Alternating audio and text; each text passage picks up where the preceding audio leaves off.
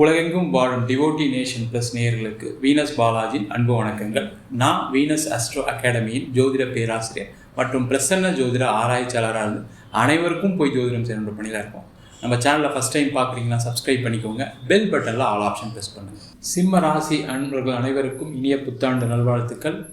சிம்ம ராசியில் வரக்கூடிய நட்சத்திரங்கள் மகம் நட்சத்திரம், பூர நட்சத்திரம், உத்திர நட்சத்திரம் 1ஆம் பாதம் கொண்டவர்கள் இந்த சிம்ம ராசி அன்பர்கள். இந்த சிம்ம ராசி என்பவர்களுக்கு இந்த புத்தாண்டு எந்த மாதிரி யோகத்தை கொடுக்க போதும் டீட்டெயிலாக பார்க்க போகிறோம். ஸ்கிப் பண்ணாமல் பாருங்கள், லைக் பண்ணுங்கள், கமெண்ட் பண்ணுங்கள், ஷேர் பண்ணுங்கள். எப்பவுமே ஒரு வருட பலன் சொல்லும்போது வருட கிரகங்களுக்கான முக்கியத்துவம் ரொம்ப உண்டு. முக்கியமாக பார்த்திங்கன்னா இந்த வருடத்தில் 3 வருட கிரகங்கள், அதாவது சனி, குரு, ராகு, கேது பயிற்சி கண்டிப்பாக இருக்குது. உங்கள் ராசிக்கு 8ஆம் இடத்துல சனி பகவான் வராரு. உங்கள் ராசிக்கு 11ஆம் இடத்துல குரு பகவான் வராரு. உங்கள் ராசியிலே கேது பகவான், 7ஆம் இடத்துல ராகு பகவான். இந்த சிம்ம ராசி என்பவர்களுக்கு இந்த வருஷம் கொஞ்சம் டஃப்பான வருஷமாக தான் இருக்க போகுது. என்ன சார், ஏற்கனவே போன வருஷம் அப்படி தான் இருந்துச்சு, இந்த வருஷம் அப்படி தான் இருக்குமா அப்படின்னு கேட்கக்கூடியவர்களுக்கு இது முக்கியமான பதிவு.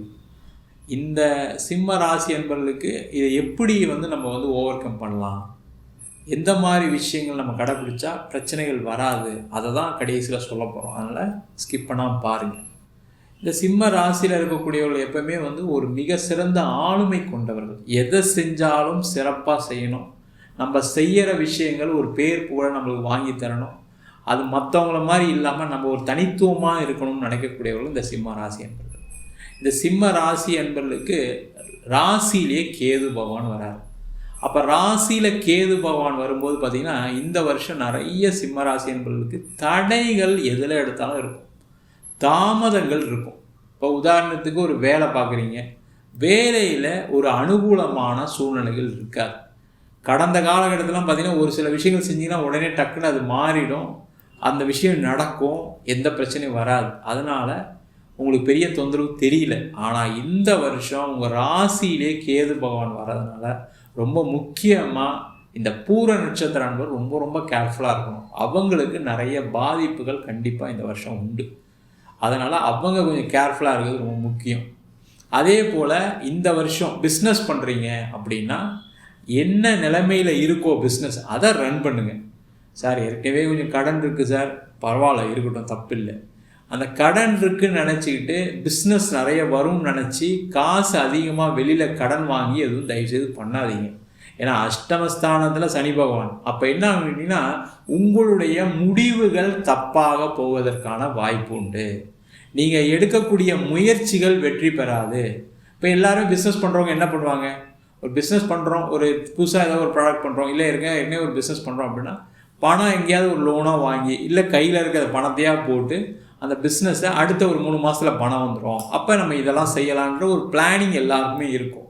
அந்த விஷயங்களில் மாறுபாடு இருக்கும்.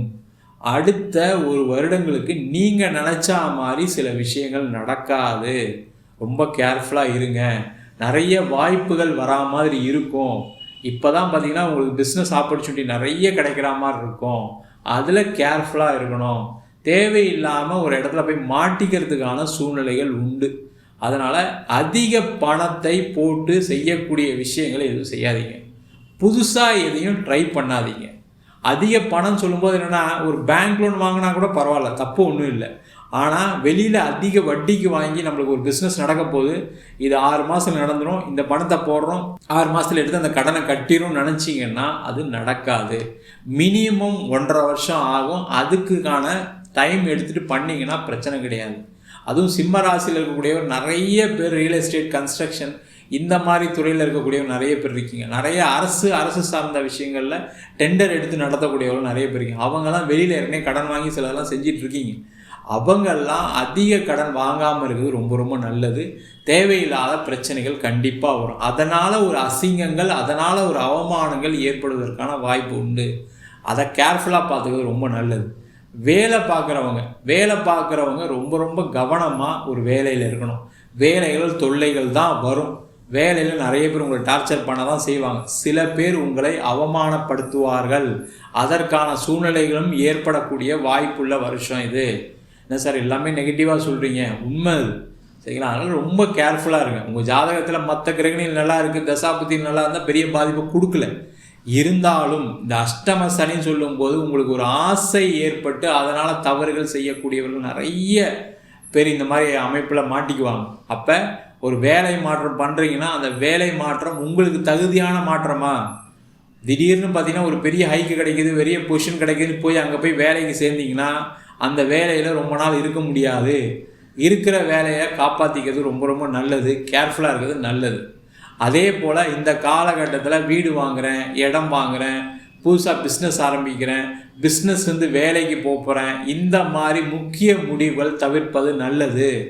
அதில் கண்டிப்பாக பிரச்சனைகள் வரும். நீங்கள் எல்லாம் முடிவு எடுத்ததுக்கப்புறம் கண்டிப்பாக யோசிப்பீங்க, ஐயோ நம்ம தப்பான ஒரு முடிவு எடுத்துட்டோம், பிஸ்னஸ் பண்ணிட்டு தேவையில்லாம் வேலைக்கு வந்துட்டோம், உடனே அதுவே பரவாயில்லையா இருக்குதுன்னு நினைப்பீங்க. வேலை பார்க்குறவங்க பிஸ்னஸ்க்கு போனீங்கன்னா ஐயோ பரவாயில்ல, வேலை பார்த்தே நல்லா இருக்குது, பிஸ்னஸ் பண்ணி தேவையில்லாமல் மாட்டிக்கிட்டோமே நினைப்பீங்க. அதனால் கேர்ஃபுல்லாக இருங்க, ஜாக்கிரதையாக இருங்க. அதே போல் கடகராசியாக இருக்கீங்க அப்படின்னா திருமணம் சார்ந்த விஷயங்களை ஒரு தடவைக்கு 10 வாட்டி யோசித்து ஒரு வருடம் தேடணும். அதில் எந்த டவுட்டுமே கிடையாது. ஏன்னா உங்கள் ராசியிலே கேது, 7ஆம் இடத்தில் ராகு பகவான். 7ஆம் இடத்துல ராகு பகவான் இருக்கும்போது நீங்கள் ஒரு தவறான ஒரு வரனை தேர்ந்தெடுப்பீர்கள்.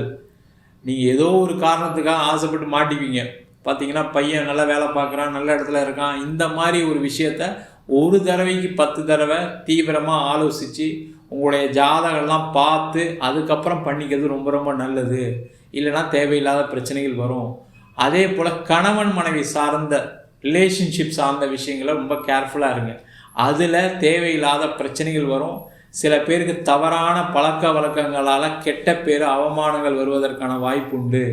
கேர்ஃபுல்லாக இருக்கிறது ரொம்ப ரொம்ப நல்லது. அதே போல் சிம்மராசியில் இருக்கீங்க, இந்த வருஷம் பாசிட்டிவே இல்லையா சார்? அப்போ எல்லாமே நெகட்டிவாக சார்னா பாசிட்டிவும் இருக்குது. என்ன பாசிட்டிவ் அப்படின்னா நீங்கள் வெளியூர் போய் வேலை பார்க்கறதுக்கான நேரமாக இருக்குது, வெளிநாடு போய் வேலை பார்க்கறதுக்கான நேரமாக இருக்குது. மனைவி மக்களை பிரிந்து வாழ்வதற்கான ஒரு சூழ்நிலைகள் வரும். அது வேலை மூலயமாக, தொழில் மூலமாக இருந்தால் நல்லது. அந்த மாதிரி ஏதாவது ஒரு ஆப்பர்ச்சுனிட்டி வந்தால் தயவுசெய்து எடுத்துக்கங்க. ஏன்னா நிறைய சிம்மராசி என்பது என்னென்னா, அம்மா அப்பாவை விட்டுட்டு போக முடியாது, மனைவியை விட்டுட்டு போக முடியாது, குழந்தைங்க படிக்கிறாங்க, நான் தான் அவங்கள ஸ்கூலில் பிக்கப் பண்ணி ட்ராப் பண்ண வேண்டியிருக்கு. அந்த மாதிரி கடமை தவறாதவர்களாக இருக்கக்கூடிய சிம்மராசி என்பவர்களுக்கு தான் இந்த பதிவு. அவங்க கேர்ஃபுல்லாக, நீங்கள் ஏதாவது ஒரு ஆப்பர்ச்சுனிட்டி கிடைக்குது, திடீர்னு ஒரு ஆஃபீஸ்லேருந்தே உங்களை ட்ரான்ஸ்ஃபர் பண்ணுறாங்கன்னு வச்சுக்கோங்க, அந்த வேலையை எடுத்துங்க. இல்லை நான் போக முடியாதுன்னு சொன்னீங்கன்னா ஓகேன்னு இங்கே உட்கார வைப்பாங்க, கடைசியில் உங்களை வேலையை விட்டு அனுப்பிடுவாங்க. கவனமாக இருங்க. வேறு ஊருக்கு ட்ரான்ஸ்ஃபர் கிடைச்சுன்னா ட்ரான்ஸ்ஃபர் எடுத்துக்கோங்க. வெளிநாடு பயணம் வந்துச்சுன்னா வெளிநாடு பயணம் செய்யுங்க. இல்லைனாலும் பிரச்சனைகள் கண்டிப்பாக வரும். கேர்ஃபுல்லாக இருங்க. அதே போல் சிம்ம ராசியில் இருக்கக்கூடியவர்கள் கண்டிப்பாக வயிறு சம்பந்தமான பிரச்சனைகள் வருவதற்கான வாய்ப்பு உண்டு. வயிறு ஏற்கனவே ப்ராப்ளம் இருக்கும் நிறைய சிம்மராசி என்பவர்களுக்கு. அதனால் டயட்டை கரெக்டாக ஃபாலோ பண்ணுங்கள். எதாவது பிரச்சனை ட்ரீட்மெண்ட் எடுத்துங்க. அதேமாதிரி ஹார்ட்டு சம்மந்தமான விஷயங்களை கேர்ஃபுல்லாக இருங்க. அதுலேயும் சில பாதிப்புகள் வருவதற்கான வாய்ப்புகள் உண்டு. என்ன சார் நீங்கள் பயமுத்துறீங்க, நாங்களே ரொம்ப கஷ்டப்பட்டுருக்கோம், ஏற்கனவே உடம்பு சரியில்லாமல் தான் இருக்கேன் நான், நீங்கள் இன்னும் பயமுத்துறீங்களா? பயப்படுறதுக்காக அந்த பதிவே கிடையாது, ஜாக்கிரதையாக இருக்கிறதுக்கான பதிவு தான். ஏன்னா சிம்ம ராசி என்பவர்களுக்கு இந்த ஒரு வருஷம் கொஞ்சம் மோசமான சூழ்நிலை தான் இருக்குது. யதார்த்தத்தை தெரிஞ்சுக்கிங்க. யதார்த்தத்தை தெரிஞ்சுட்டு அதுக்கு இந்த மாதிரி வழிபாடு பண்ணிக்கிறது மிக மிக நல்லது. அதான் அது மட்டும் பார்ப்போம். கடைசியில் என்ன பண்ணலாம், வழிபாடு பண்ணலான்றதை சொல்கிறேன், அது செஞ்சுக்கோங்க. அதே போல் சிம்ம ராசியாக இருக்கீங்க அப்படின்னா இந்த வருஷம் பார்த்தீங்கன்னா புதுசாக இன்வெஸ்ட் பண்ணாதீங்க. முக்கியமாக யாருக்கும் கடன் கொடுக்காதீங்க. ஏற்கனவே கடன் கொடுத்ததே வரலையே சார், அது இந்த வருஷமும் வராதான்னு கேட்டால் கண்டிப்பாக அதில் கொஞ்சம் தொல்லைகள் வரும். அதுக்காக தேவையில்லாமல் கோர்ட்டு கேஸ் வம்பு வழக்குன்னு போனீங்கன்னா அது பெருசு தான் ஆகும். அதான் கொஞ்சம் பொறுமையாக ஹேண்டில் பண்ணக்கூடிய ஒரு நேரமாக இருக்குது. கவனமாக இருங்க. யாருக்கும் கடன் கொடுக்காதீங்க, புதுசாக இன்வெஸ்ட் பண்ணாதீங்க, யாரையும் நம்பாதீங்க. இந்த வருஷம் யாரை நம்பினாலும் பிரச்சனைகளே வரும். அதுவும் நீங்கள் நம்பக்கூடிய நபர் பொருளாதாரத்துக்காக இருக்கார், ஒரு பணத்துக்காக இன்னொருத்தர் நம்புறீங்கன்னா அதில் நஷ்டங்கள் கண்டிப்பாக வரும். ரிலேஷன்ஷிப் லாஸ் வரும். அதேமாதிரி லவ் அஃபேரில் இருக்கீங்கன்னா அதெல்லாம் கொஞ்சம் கரெக்டாக மெயின்டைன் பண்ணுங்கள். அதில் ஏதாவது ஒரு தப்பாக மாட்டிக்கிறதுக்கான சான்சஸ் உண்டு. லவ் பண்ணி ஃபேமிலியில் சொல்லி கல்யாணம் பண்ணலாம்னு நினைக்கிறவங்க கொஞ்சம் கேர்ஃபுல்லாக பார்த்து நேரம் வரும்போது சொன்னீங்கன்னா பிரச்சனை கிடையாது. எடுத்தோம் கவுத்தோன்னு போய் உங்கள் அம்மா அப்பா கிட்ட சொன்னீங்க அப்படின்னா அது ஒரு பெரிய பிரச்சனையாக மாறி அந்த காதல் திருமணத்தில் முடியாமல் தேவையில்லாத பிரச்சனையில் முடிகிறதுக்கான வாய்ப்புகள் உண்டு. அதுலேயும் கேர்ஃபுல்லாக இருங்க. இந்த வருஷம் சிம்ம ராசி என்பதெல்லாம் இருக்கீங்க அப்படின்னா தேவையில்லாத ஃப்ரெண்ட்ஸ் கூட ஊர் சுற்றுறதெல்லாம் நிப்பாட்டிக்கங்க. அதனால் ஒரு அசிங்கங்கள் அவமானங்கள் வரும். அதனால் பிரச்சனைகள் வருவதற்கான வாய்ப்பு உண்டு. கேர்ஃபுல்லாக இருக்கிறது ரொம்ப ரொம்ப நல்லது. இந்த சிம்ம ராசியை பொறுத்த வரைக்கும் இந்த வருஷம் கரெக்டாக இருக்கணும், நம்ம எதுக்காக ஆசைப்படக்கூடாது. ஏற்கனவே எதுவும் ஆசைப்படல சார், நீங்கள் திருப்பியும் ஆசைப்படக்கூடாதுன்னு சொல்கிறீங்க. சில பேர் கேட்குறவங்களாம் இருக்காங்க. ஏன்னா சிம்ம ராசி அப்படின்னாவே ரொம்ப யதார்த்தமாக வாழக்கூடியவர்கள். அந்த யதார்த்தமாக இருக்கும்போது இப்படி சொல்கிறீங்களே, எங்களாம் என்ன பண்ணுறதுன்னு கேட்பீங்க. கண்டிப்பாக பிரச்சனை இருக்குது, கேர்ஃபுல்லாக இருக்கணும். கேர்ஃபுல்லாக இருக்கணுன்றது தான் இந்த வாட்டி சிம்ம ராசி என்பவர்களுக்கு தாரக மந்திரமாக இருக்க போகிறது. இந்த வருஷம் 2025 ஃபுல்லாக வழிபாட வேண்டிய தெய்வம் என்னன்னு கேட்டிங்கன்னா, பக்கத்தில் இருக்கக்கூடிய சிவன் கோவிலில் இருக்கக்கூடிய சனீஸ்வர பகவானை சனிக்கிழமை அன்னைக்கு போய் வழிபாடு பண்ணுங்கள். அதே போல் சனிக்கிழமை அன்னைக்கு அங்கே இருக்கக்கூடிய கால பைரவருக்கு 9 எள்ளு தீபம் போட்டுகிட்டே வாங்க. அது மட்டும் இல்லாமல் அதே சிவன் கோயிலில் இருக்கக்கூடிய நாகர் சந்நிதியில் போய் நமஸ்காரம் பண்ணிட்டு வாங்க. கருமாரியம்மன், அதே மாதிரி சமயபுரம் மாரியம்மன், அதே மாதிரி மலை மேலே இருக்கக்கூடிய சமயநல்லூர் மாரியம்மன், இவங்களெல்லாம் வழிபாடு பண்ணிங்க அப்படின்னா எந்த பிரச்சனையும் இல்லாமல், எந்த பிரச்சனை வந்தாலும் அந்த பிரச்சனைலேருந்து வெளிவரத்துக்கான ஒரு சூழ்நிலைகள் கண்டிப்பாக வரும்.